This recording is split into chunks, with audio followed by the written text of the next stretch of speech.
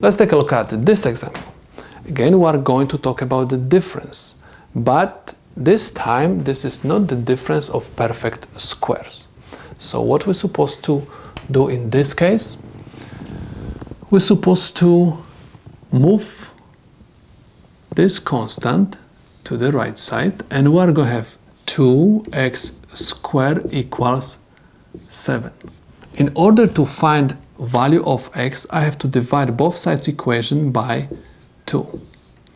2 and 2 will cancel out, and I have x squared equals 7 over 2. But we are not looking for x squared, we're looking for x.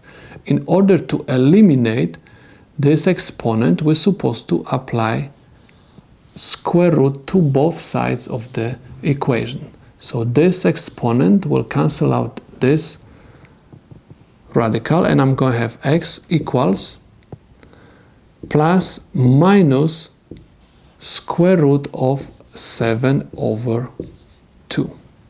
Again, you're supposed to use the properties of exponents and radicals in order to solve this problem. So we have two answers.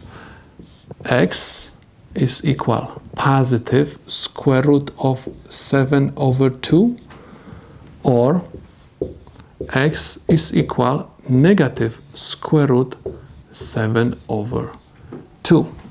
Now let's verify these two answers.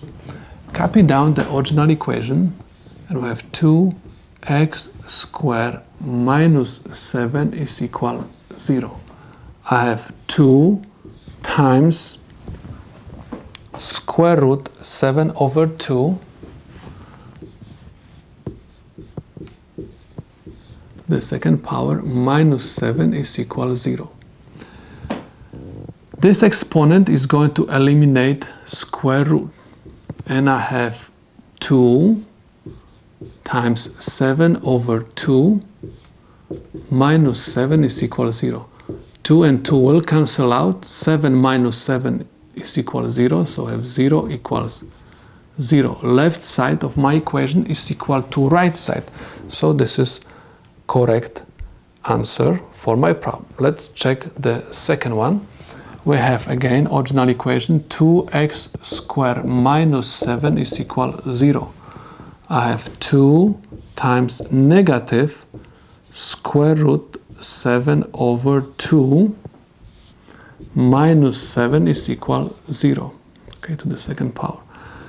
This exponent, this is second power, is going to eliminate this negative sign, and also is going to eliminate my radical. Okay, so I'm going to end up with 2 times 7 over 2 minus 7 is equal 0. 2 and 2 will cancel out. I have 7 minus 7 is equal 0. 0 is equal 0. Left side of my equation is equal to right side. So I can say that these two values of x are the correct solutions to my problem.